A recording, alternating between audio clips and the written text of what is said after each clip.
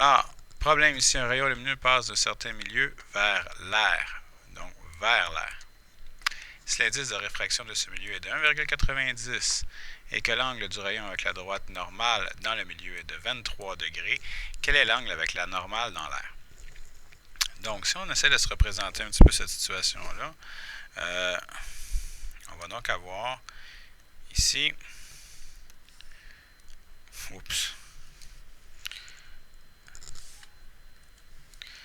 on va donc avoir ici,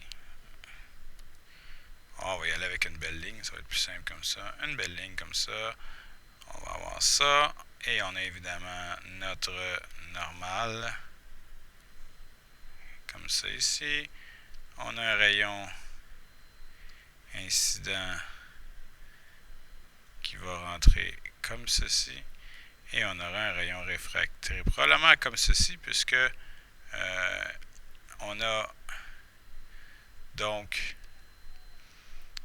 on a ici un n qui est égal à 1,90. On a ici un n qui est égal à 1, c'est l'air.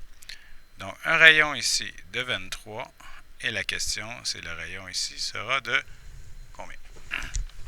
Alors pour aller simuler cette situation-là ici, on peut utiliser un des tableaux qu'on avait. Alors si on part avec l'idée ici, je prends celui-là pour en utiliser un autre sans problème. Alors l'indice 1,90 pour le milieu 1 en haut et de 1 pour le milieu en bas. Alors les angles, on y va à essayer de placer un angle d'incidence de 23 degrés.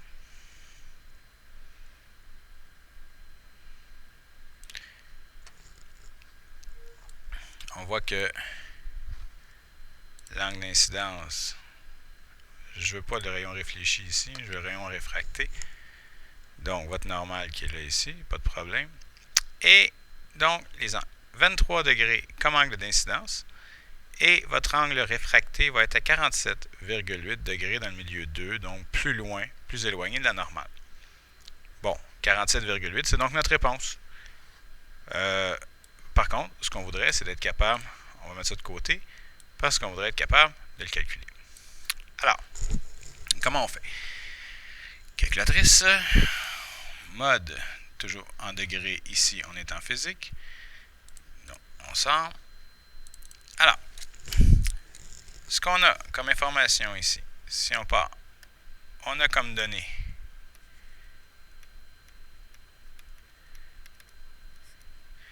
le N1 ici qui est 1,90. Le N2 qui est l'air qui est à 1. Maintenant, on a notre angle d'incidence, θi, qui est égal à 23 degrés, et on cherche notre angle réfracté. Solution, c'est la loi de Snell-Descartes, où on nous dit que N1 sin de θi est égal à N2 sin de θ réfracté. Qu'on voit aussi comme formule N1 sin de θ1 dans le milieu 1 égale à N2 sin de θ dans le milieu 2. Donc on pourrait avoir un N1 ici, un N2. On pourrait aussi l'appeler, lui ici, c'est votre angle d'incidence, mais on pourrait aussi l'appeler θ1. Ici, on cherche notre θr, qu'on peut aussi appeler θ2, puisqu'on est dans le milieu 2. Donc, dans certaines feuilles de formule, vous allez avoir une formule qui ressemblerait à N1 sin θ1 égale à N2 sin θ2, parlant des angles dans le milieu 1 et dans le milieu 2. Alors, si on remplace, on a que 1,90 sin de 23 degrés va être égal à 1 sin de notre θ réfracté. Ce qui veut donc dire que le sinus de θ réfracté, c'est égal à ceci. Donc, votre angle réfracté, θr, va être égal au sinus inverse de 1,90 sin de 23 degrés. θr vous donnera la réponse. Alors, on vient sur la calculatrice. Sinus inverse de 1,9 sin 23. On avait bien vérifié que notre calculatrice était en degrés. Et on obtient 47.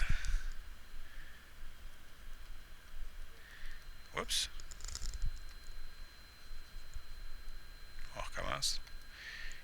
47,9 degrés. Si on reprend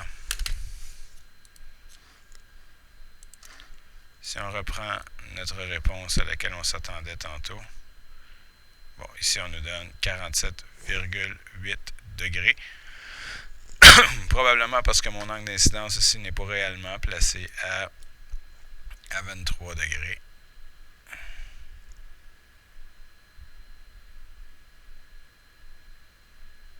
Ou parce que tout simplement leur calcul n'est pas le meilleur. 47,9. Vous voyez ici 47,9, on a la bonne réponse.